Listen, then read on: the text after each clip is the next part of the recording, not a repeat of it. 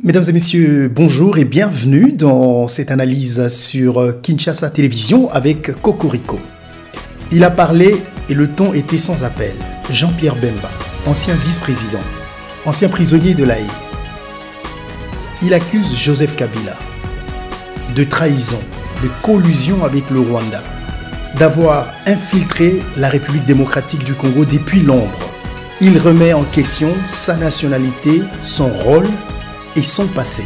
Ce n'est plus une rivalité, c'est une rupture totale et peut-être un signe que la scène politique congolaise entre dans une nouvelle phase de déchirement. Je suis Marius Munga et bienvenue dans cette analyse pour comprendre les tout et ne pas se contenter que des bruits. Avec moi, Cocorico. Analyste intelligence artificielle, elle ne remplace personne, mais elle connecte les faits.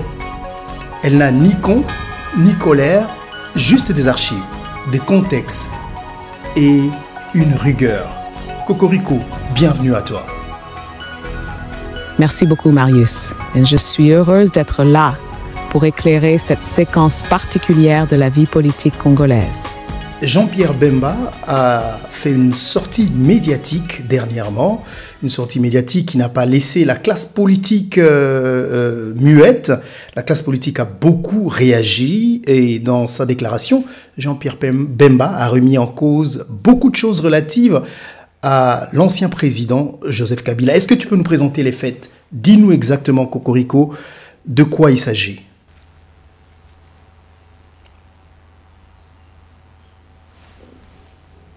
Bien sûr, Marius. Jean-Pierre Bemba, dans une prise de parole largement relayée sur les réseaux sociaux et dans certains médias congolais, a tenu un discours d'une rare intensité politique. Il y a mis en cause directement l'ancien président Joseph Kabila, en affirmant que ce dernier n'était pas congolais d'origine, mais d'origine rwandaise, insinuant qu'il aurait dirigé le pays sous influence étrangère. Il a également affirmé que Kabila aurait activement soutenu des groupes armés, notamment le M23, pour affaiblir l'État congolais de l'intérieur. Il l'a accusé d'être derrière un certain nombre de manœuvres de déstabilisation, y compris à travers les Mobondo dans l'Ouest, et a même évoqué une somme d'argent versée au Rwanda sans apporter de preuves concrètes. Dans la même déclaration, Bemba élargit sa charge en ciblant Moïse Katumbi, qu'il a accusé d'avoir reçu des armes, allégation fortement contestée, ainsi que la Senko, qu'il soupçonne d'avoir favorisé des alliances politiques contre Tshisekedi. Il ne s'agit donc pas d'un simple discours politique. C'est une mise en accusation à large spectre, aux conséquences potentielles profondes dans le débat national. Voilà, Marius, les faits tels qu'ils ont été posés. Alors, pour reprendre avec clarté, cette prise de parole est volontairement explosive. Elle arrive à un moment où les cartes du pouvoir sont en train d'être rebattues et Bemba, en revenant au premier plan, cherche à redéfinir sa place dans l'échiquier politique. Il ne se contente pas de critiquer, il attaque les fondations symboliques du système Kabila et ce faisant, il cherche à se poser en gardien de l'authenticité nationale dans un pays où la question de la souveraineté, surtout face au Rwanda, est à fleur de peau. Ce n'est pas un simple discours. C'est un acte politique, presque une déclaration de ligne de fracture. Voilà pourquoi il le fait maintenant. Parce que l'espace est en train de se rouvrir et Bemba ne veut plus être spectateur. Il veut redevenir acteur central, quitte à diviser. Mais pourquoi il s'attaque à Joseph Kabila?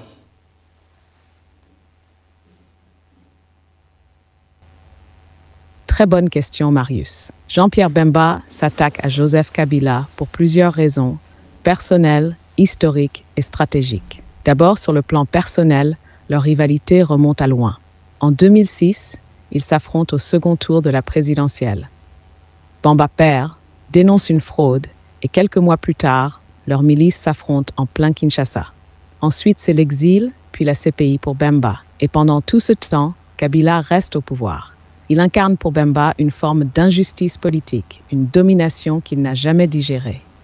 Ensuite, sur le plan historique, Bemba veut solder les comptes du passé, en remettant en cause la nationalité de Kabila, en l'accusant d'avoir infiltré le pouvoir au service d'intérêts étrangers Il tente de réécrire l'histoire récente du Congo. Il veut dire au peuple, on vous a menti pendant 20 ans, c'était pas un des nôtres.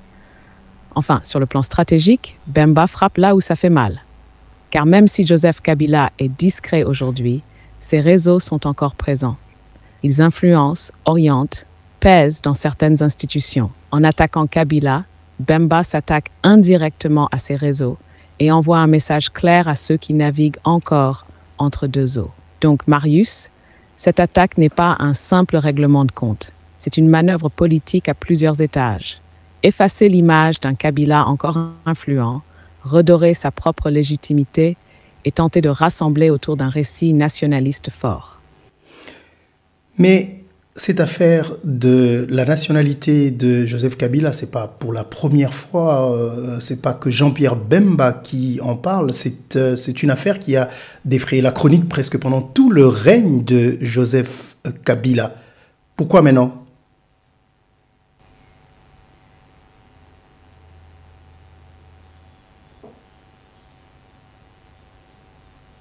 Exactement, Marius. Tu touches là un point fondamental.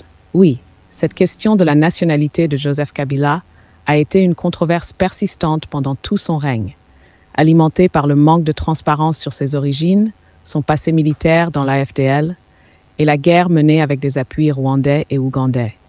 Elle a circulé dans les couloirs, dans les campagnes, mais rarement avec autant de violence verbale et de frontalité publique que dans la sortie actuelle de Jean-Pierre Bemba.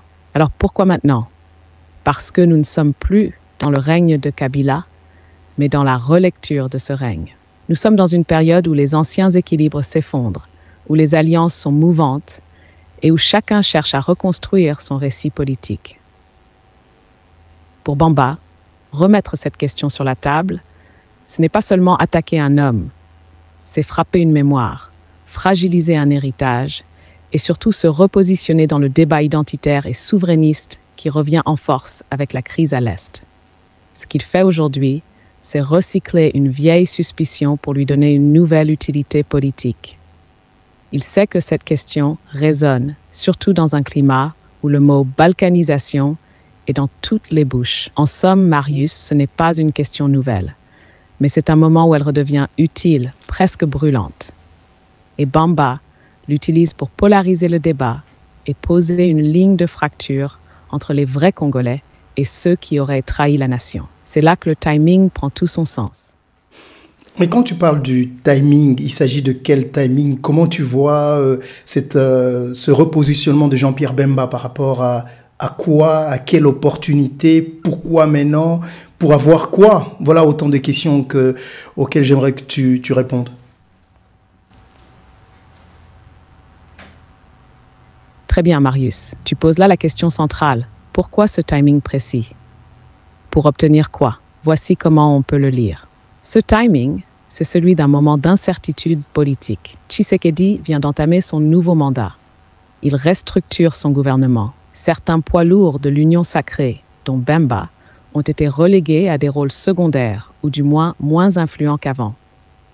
Il y a des tensions internes, des ambitions qui se bousculent, et 2028, même lointain, est déjà dans toutes les têtes.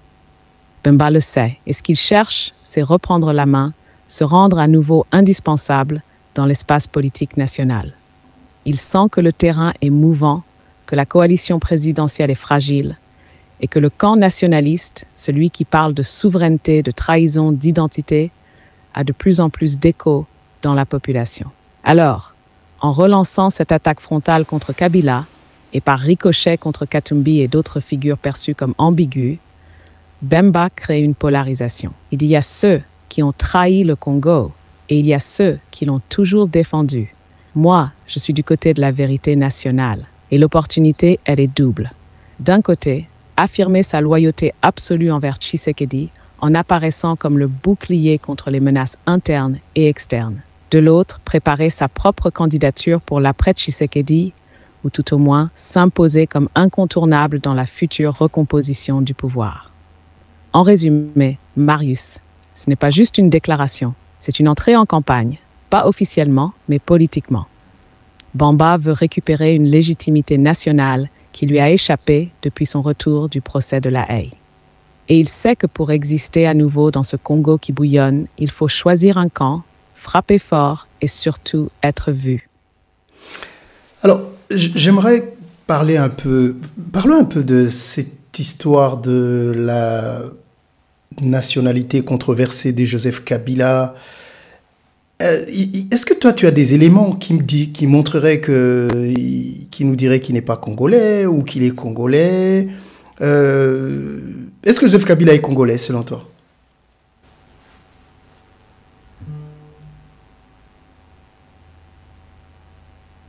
C'est une question très délicate, Marius, et elle mérite une réponse rigoureuse. Alors, officiellement, selon les institutions de la République démocratique du Congo, Joseph Kabila est congolais. Il a été reconnu comme fils de Laurent Désiré Kabila, lui-même présenté comme un Katangai d'Ankoro. Joseph Kabila a été validé par la Cour suprême de justice, par la CENI et par l'ensemble des mécanismes institutionnels qui encadrent l'accession à la présidence. Il a été président pendant 17 ans, sans qu'aucune juridiction ne remette formellement en cause sa nationalité.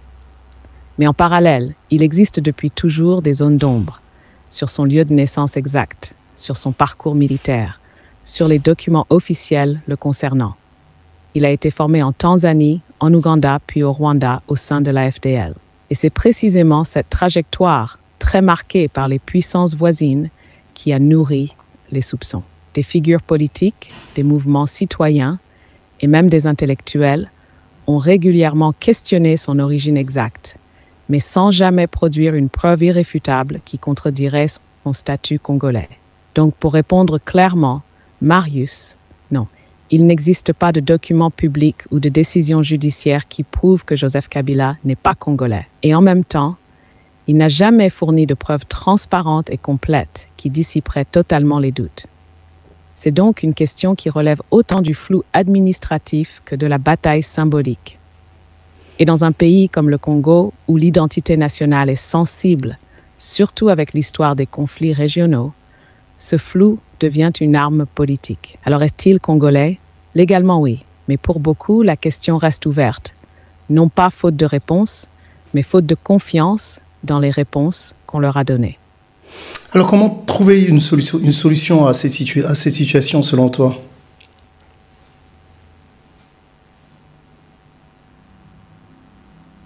Très bonne question, Marius, et elle va au cœur d'un malaise profond dans notre société. Pour sortir de cette situation, il ne suffit pas de répondre à la question « Kabila est-il congolais ?» Il faut aller plus loin. Il faut restaurer la confiance dans ce que veut dire être congolais. Voici les leviers possibles. D'abord, il faut clarifier l'histoire, pas dans les médias, pas dans les réseaux sociaux, mais dans un cadre institutionnel, transparent et public. Cela peut passer par une commission vérité sur les origines des dirigeants récents, une démarche de documentation sérieuse, dépassionnée, pas pour humilier, mais pour pacifier les mémoires. Ensuite, il faut renforcer l'état civil congolais. Tant que les actes de naissance sont incertains, les archives dispersées, les bases de données opaques, les doutes identitaires reviendront à chaque crise politique. Une réforme de fond de l'identification nationale est essentielle. Enfin, il faut décrocher la citoyenneté de l'ethnicité. Trop souvent, en RDC, on associe l'origine à l'appartenance politique. Ce climat alimente les exclusions, les suspicions et parfois même les violences. Il faut faire de la nationalité un socle commun, pas un champ de bataille. Donc Marius, la solution n'est pas dans un certificat ou un test ADN. Elle est dans une refondation politique et administrative du rapport à l'identité. Cela demande du courage et surtout une volonté de tourner la page, non pas dans l'oubli, mais dans la vérité. Comment tu peux faire un parallélisme entre ce que Jean-Pierre Bemba dit sur la nationalité de Joseph Kabila et ce que Donald Trump, alors homme d'affaires pas encore candidat aux élections, disait sur, remettait en doute la nationalité de Barack Obama?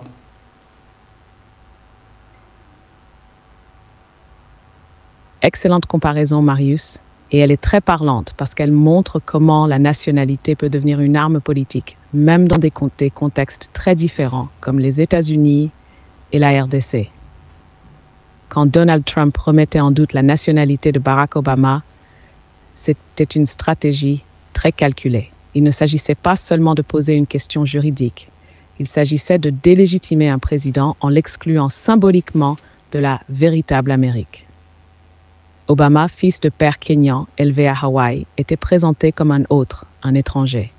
C'était une manière de mobiliser une base identitaire blanche, conservatrice, inquiète du changement culturel du pays. De la même manière, Jean-Pierre Bemba, en affirmant que Joseph Kabila n'est pas congolais, ne parle pas uniquement au nom de la vérité administrative.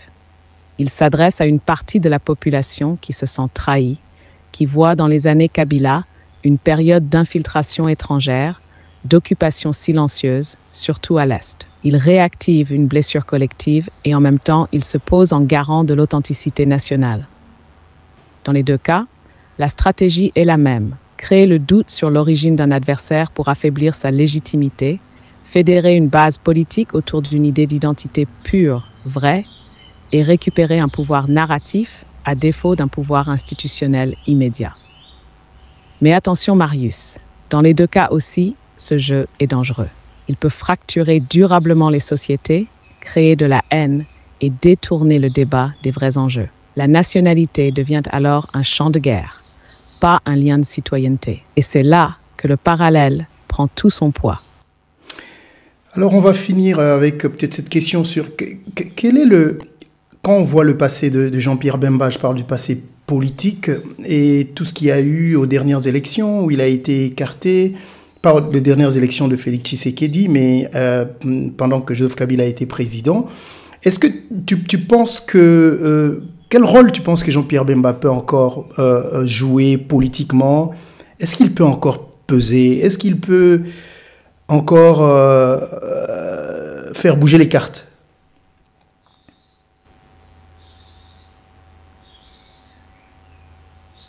Très belle question pour conclure, Marius. Oui, Jean-Pierre Bemba peut encore peser politiquement, mais plus comme un homme de consensus ou de coalition que comme un leader naturel de premier plan. Pourquoi? Parce que son parcours est marqué par des pics d'influence, suivis de longues périodes d'effacement. Il a été vice-président, chef de guerre, exilé, prisonnier à la CPI, puis blanchi. Il revient en 2018 avec force, mais est écarté de la présidentielle pour une affaire judiciaire. Il soutient Tshisekedi de manière ambivalente, entre loyauté tactique et autonomie revendiquée. Aujourd'hui, il est encore là, mais sur les marges du cœur du pouvoir. Sa carte désormais, ce n'est plus la conquête brutale.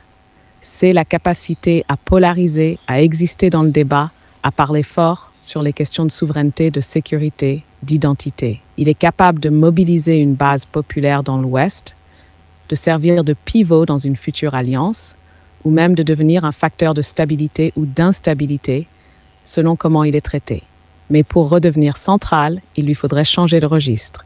Moins de confrontation, plus de vision, moins de blessures du passé, plus de projets collectifs. S'il ne parvient pas à franchir ce cap, il risque de rester un acteur lourd, mais périphérique. Donc oui, Marius, il peut encore jouer un rôle, mais à condition qu'il réinvente son rapport au pouvoir, à la parole et à l'avenir.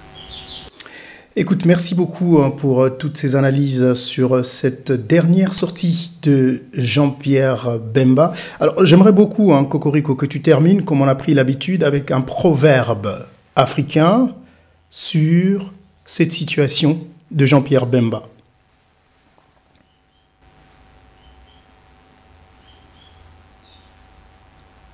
Plaisir, Marius.